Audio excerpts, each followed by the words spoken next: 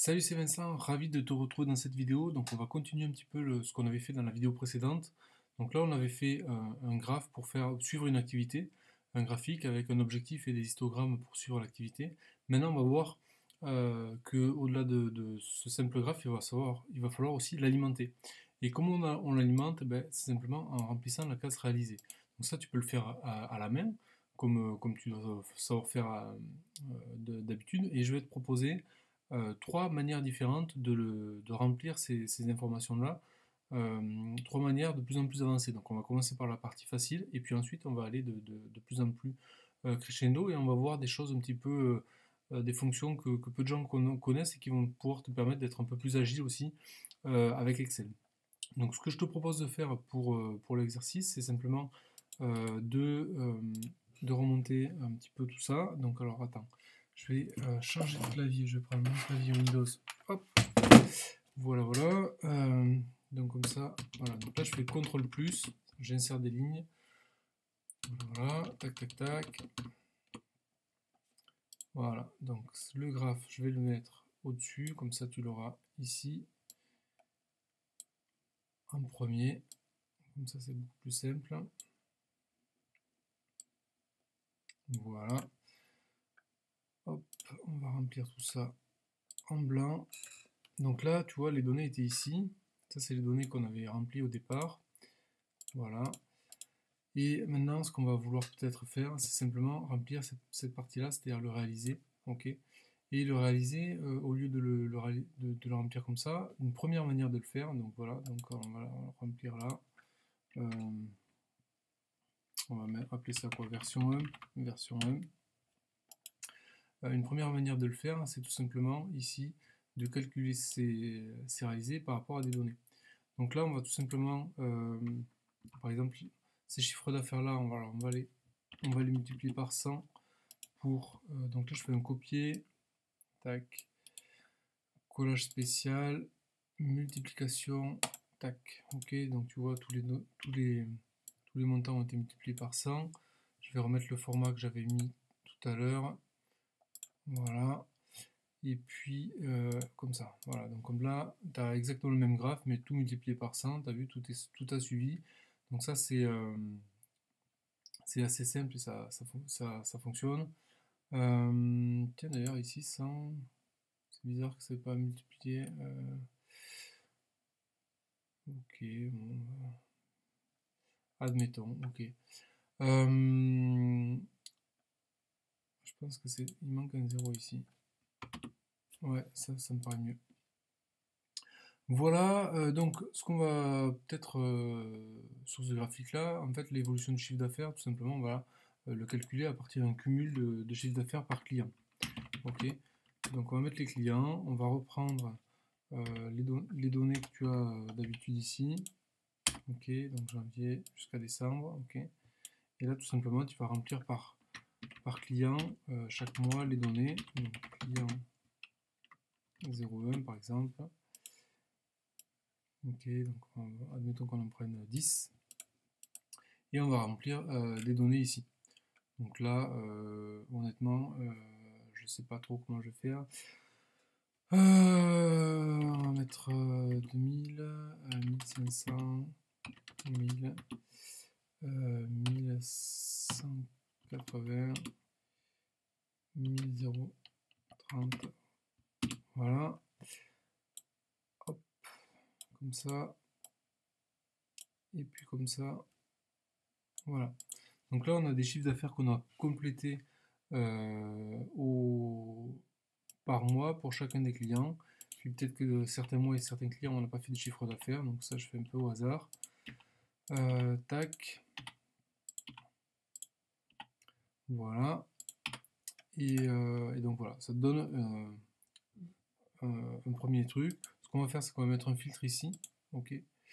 Donc filtrer. On va mettre ça un petit peu plus lisible pour pouvoir travailler avec. Voilà. Et on va refaire ça sous forme de graphique. Ici, donc, on a le détail, et ici, pour le réaliser, au lieu de mettre ici le réalisé qu'on avait complété comme ça, on va tout simplement calculer une somme. des chiffres d'affaires des clients. Voilà, donc ça, après on fait la petite formule magique qui fait étirer les formules. Et on a du coup notre graphe qui se met à jour automatiquement. Donc ça, c'est une première manière d'alimenter cette partie-là, d'accord, en complétant à la main chaque mois les données de tes clients, comme ça. Et le gros avantage de ça, c'est que maintenant que tu as vu qu'on l'avait lié ici, tu vas pouvoir aussi tout simplement faire des filtres, d'accord, par client et voir où est-ce que tu en es. Le souci avec ça, c'est quoi? C'est que ici, tu vois que le graphique ne suit pas en fait, d'accord?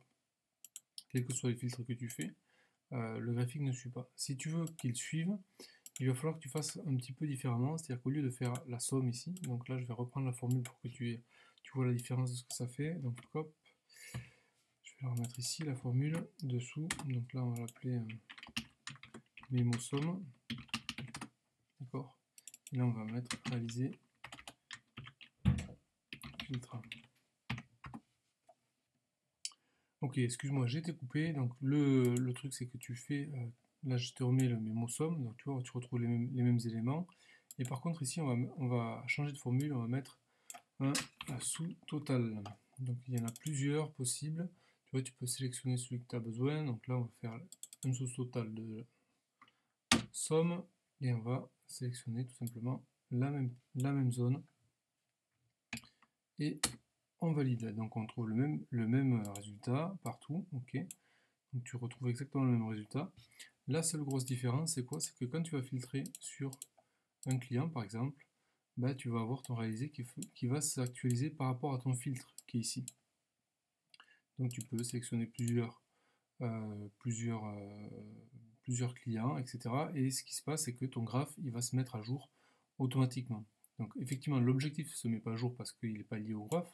Par contre, ça te permet de faire des filtres et de voir un petit peu l'évolution par client, etc. Donc ça commence à être un truc un peu plus sympa pour voir comment ça gigote et faire des analyses un peu plus à la volée comme ça.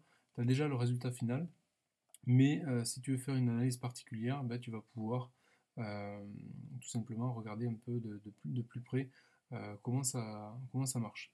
De la même manière, tu peux très bien ici faire une somme totale, donc je sais pas, ou une totale on va dire, totale, avec somme, ok, donc là tu fais une somme complète ici, d'accord, paf, ici, on va refaire notre filtre comme ça va bien, tac, tac, et là tu vas peut-être pouvoir par exemple faire filtrer les 2-3 premiers, d'accord, donc tu vas pouvoir filtrer les 3 premiers en chiffre d'affaires pour voir ce que ça donne.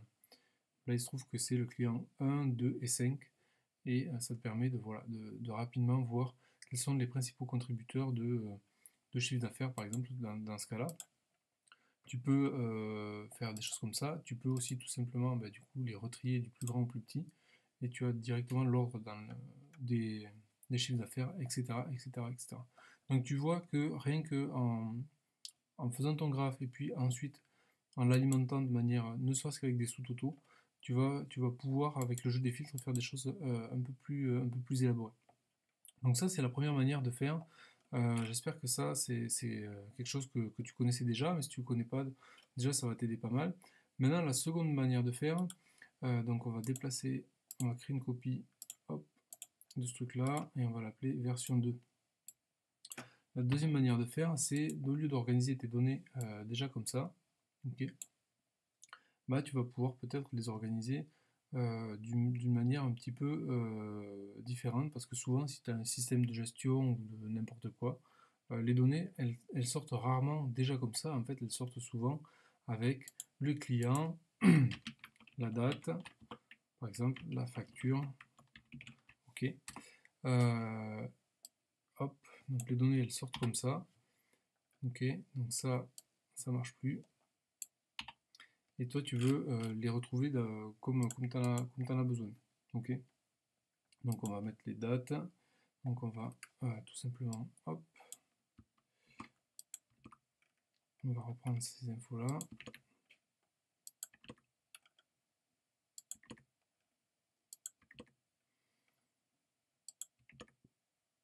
je les ai mis combien de fois là? Ok, donc je les ai mis 7 fois. Bon, ça suffira pour l'exemple. Et puis on va mettre les montants qu'on avait, comme tout à l'heure, pour que tu vois que ce soit exactement la même chose. Ok, donc alors, je sais pas, je vais faire ça comme ça. Donc j'en ai mis 7, donc je dois arriver jusqu'en août. Ça c'est juste pour l'exemple. Ok, donc ça c'était le mois de janvier, donc admettons 1 2018. Hop. Après ici c'est 1 2 2018, donc ça c'est le mois de février.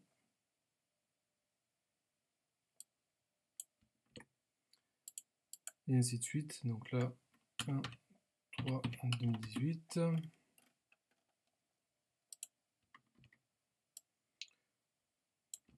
T'as compris le principe.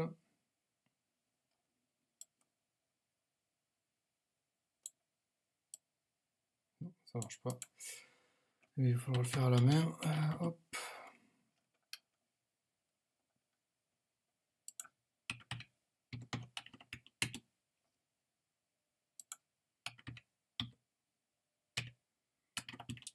Ok.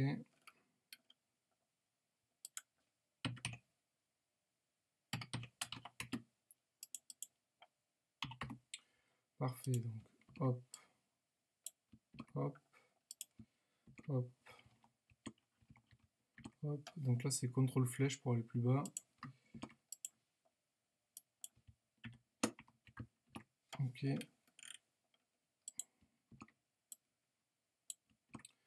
Parfait, donc là on a les infos, et puis ensuite on va remettre les mêmes infos que tout à l'heure, donc on va prendre celui-là,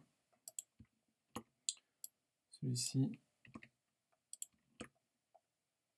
celui-ci. Donc là je fais juste découper-coller. Hein.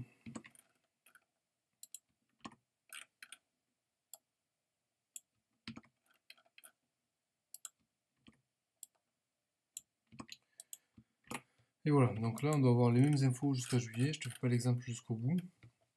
Et le problème que tu vas avoir, c'est que il va falloir que tu les réorganises comme ce que tu avais fait tout à l'heure en réalisé. Donc là, la manière la plus simple peut-être, c'est tout simplement de faire quelque chose qui ressemble à une somme ici ensemble. Voilà, donc là la somme de la plage, ça va être toutes les données complètes. Ok. Donc tu vas sélectionner, tu vas sommer sur toute cette colonne là à partir du moment, et donc là la plage des critères, ça va être ta date. Donc je prends la même plage. Ok. Et là, le critère que je vais lui donner, simplement, c'est la date que j'avais rentrée ici, la date du mois. Ok. Et je valide. Ok, qu'est-ce qu'il lui manque? B27, critère 2, plage 27, nanana.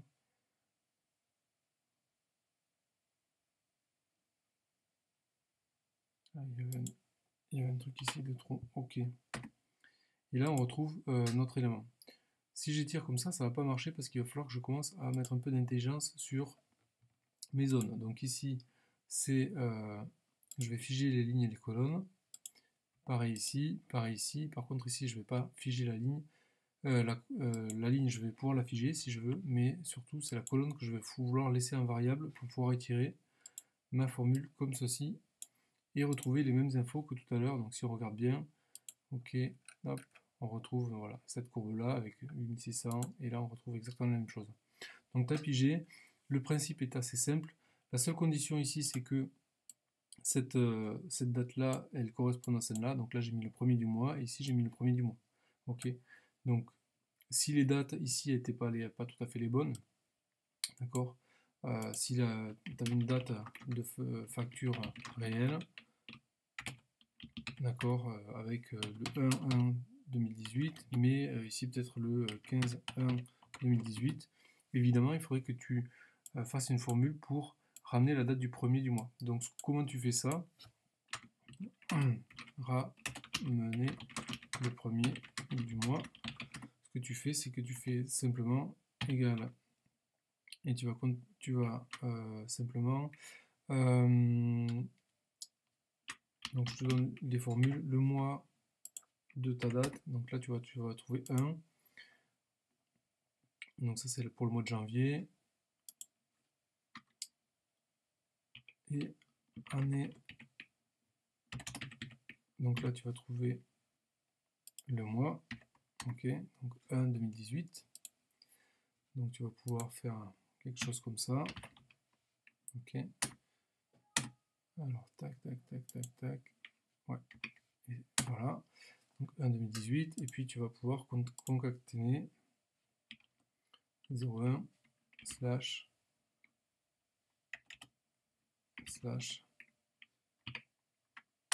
et là tu as 1 2018, d'accord, ça c'est pas encore un format de date, et là tu vas tout simplement mettre date, date val, donc la date du texte, donc là c'est le mois et l'année, et là normalement on ne va pas être loin d'être juste, ok, et donc là il trouve directement la bonne date, ok, donc quelle que soit la date, 23/1/2018, si on étire la formule, ça va marcher. Voilà, donc là tu as toute la formule pour pouvoir retrouver le premier du mois et pouvoir faire ce graphe là et compiler tout simplement avec des sommes si. Donc ça c'est une deuxième manière de faire.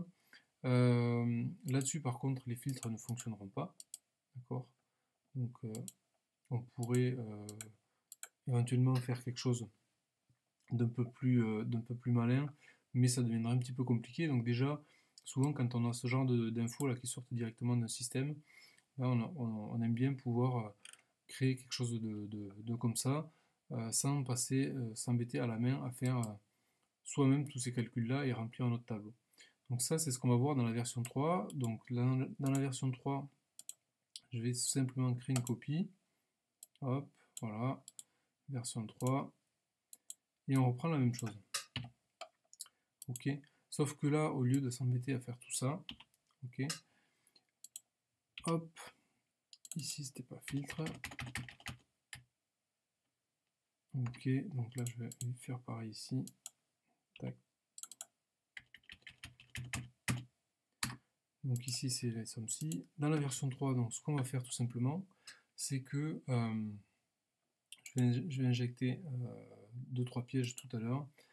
Donc ce qu'on va faire, c'est que on va utiliser des tableaux croisés dynamiques. Donc on prend tout son tableau, insertion, tableau croisé, et là je vais le mettre dans la feuille de calcul existante pour que tu comprennes ce qui se passe. Donc je vais le mettre, admettons, par ici, tiens, un endroit qui ne gêne pas. Ok, et donc là je vais avoir un tableau croisé, et je vais tout simplement essayer de compiler par non, le montant de la facture par date. Ok, donc je vais faire une somme des factures par date, et là on retrouve nos données, d'accord, comme tout à l'heure. Par contre, le seul souci qu'on a, c'est que ici, si tu vois, si je change une date comme tout à l'heure, donc le 15 janvier 2018, ici peut-être le 23, ok, ici la contrainte du tableau croisé, c'est qu'il faut réactualiser régulièrement, donc ok, et là qu'est-ce qui se passe, il m'a rajouté le 15 et le 23, mais tu vois, c'est pas tout compilé sur le premier. Comment on fait, on résout ça? On fait clic droit à grouper, et on groupe sur mois et année. Parce que si tu regroupes uniquement sur mois et que tu as plusieurs années, bah, ça va compiler les mois de janvier ensemble. Donc c'est pas le but. Donc là tu fais comme ça. Et là tu vas te retrouver avec quelque chose. Tu vois, tu as 2018, tu vas pouvoir cliquer comme ça et retrouver les infos. L'idée maintenant, c'est tout simplement d'utiliser la fonction lire données pour remplir ton tableau, comme initialement. Donc là, au lieu de faire des sommes si, ok, donc là je vais le virer, on va utiliser ce tableau croisé et on va aller chercher simplement cette donnée-là.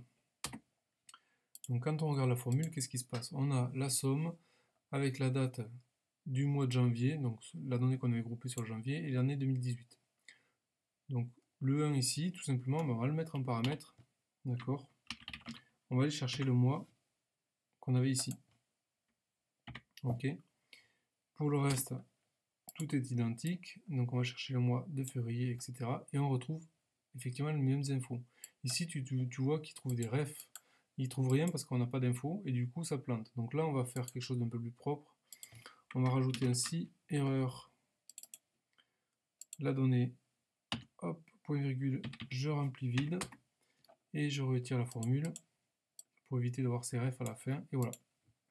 Donc tu as exactement la même chose, d'accord, qu'avec des sommes-ci. Quel est l'intérêt de passer déjà, tu t'embêtes plus avec ces histoires-là, mais il y a un autre intérêt que je t'ai pas montré, c'est qu'on va pouvoir aller un peu plus loin avec ça, et retrouver une des fonctions qu'on avait initialement fait avec des sous-totaux. Je te montre ça, donc dans ton tableau croisé, ce que tu peux faire, c'est que tu peux insérer un segment, donc tu peux insérer les clients par exemple. On va insérer juste ce segment-là. Un segment, c'est quoi? C'est une espèce de filtre sur ton tableau croisé dynamique. Ok. Donc ce filtre-là, tu peux voilà, y mettre des jolies couleurs. Tu peux rajouter plusieurs colonnes. Voilà. Voilà. Tu peux faire pas mal de choses. Ce que je te propose de faire simplement, c'est de tester, voir ce que ça fait. Quand je clique sur client 1, j'ai plus que les données du client 1. Client 2, client 3, client 4, client 5. Ok. Donc tu peux faire quelque chose assez dynamique pour voir un petit peu comment se comportent tes éléments. Tu peux en sélectionner plusieurs. D'accord. Voilà. Tu peux en sélectionner tous, ou tu peux enlever tout, tu peux en sélectionner un, ou tu peux enlever tes filtres ici avec la petite croix. Donc ça c'est quand même très très pratique parce que ça va te permettre de faire des analyses à la volée, comme les sous-totaux, mais sans passer par les filtres, et c'est beaucoup moins fastidieux. Donc ça devrait te permettre de faire des choses sympas. Dernier point de détail, avant de passer peut-être dans une autre vidéo où je t'expliquerai d'autres choses pour aller encore un peu plus loin. Ce qui est intéressant de faire quand tu fais des choses comme ça, c'est de figer un peu la mise en forme.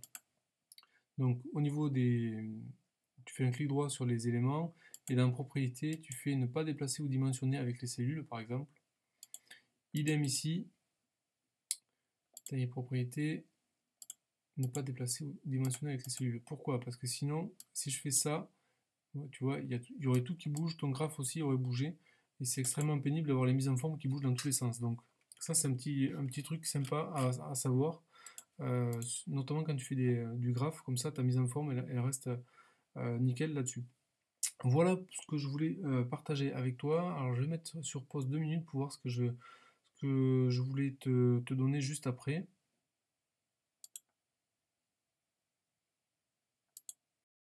Voilà ce que je voulais partager avec toi du coup, et je voulais aussi te montrer un petit truc, c'est que la limite de ce truc-là, c'est quoi? C'est que là pour l'instant on mesure que les résultats. Et tu le sais comme moi, c'est bien de mesurer les résultats, mais les résultats c'est jamais que la conséquence d'un certain nombre d'actions, de contextes et d'autres choses comme ça. Et ce qui peut être intéressant, c'est-à-dire que là, hop là, hop, je vais effacer ce truc-là, tac. Le truc, c'est que tu peux considérer ça comme ça. Donc ici, ce qu'on vient de faire, c'est qu'on a regardé et créé donc un indicateur avec un objectif. On a réussi à mesurer l'évolution et l'atteinte ou non de cet objectif, ok, par rapport à, on va dire, un process, je sais pas si on peut l'appeler comme ça, mais en gros, une activité. Et le suivi de cette activité te permet d'avoir ici une analyse des résultats. Le souci avec ça, c'est que c'est un peu comme quand tu conduis et que tu regardes dans le rétroviseur. C'est-à-dire que tu n'as aucune action, tu constates simplement ce qui se passe, mais tu n'as pas encore de levier d'action. Et donc moi, ce que je te propose de faire, c'est déjà de commencer à analyser un petit peu plus tes données. Donc c'est ce qu'on va voir dans la vidéo suivante pour avoir aussi, évidemment, donc ça c'est pour l'analyse, pour avoir aussi plus d'impact sur ton process, et tout simplement travailler là où ça paye, et de manière assez simple. Donc on va essayer de faire quelque chose de simplifié pour t'aider à analyser illico presto et rapidement tes données pour pouvoir interagir avec ton process, et puis on verra qu'il y a aussi d'autres choses qu'on va pouvoir mettre en place pour au lieu de conduire toujours avec les yeux sur le rétro, plutôt conduire effectivement avec une stratégie, et puis derrière constater ou non les résultats amenés par cette stratégie, ces actions que tu auras mises en place. Voilà ce que je voulais finir de partager avec toi. Donc alors, si je repasse sur l'émulateur, tac, voilà. Donc là, donc, comme d'habitude, ce fichier-là, je te le mettrai certainement en description de la vidéo. Et puis voilà, c'est tout ce que je voulais partager avec toi pour ce soir. Il est un peu tard maintenant. Donc je te remercie d'avoir écouté tout ça. J'espère que ça t'aura aidé, inspiré. Et puis je te retrouve très vite ben, dans la prochaine vidéo ou dans une de mes formations ou un prochain contenu. Bye!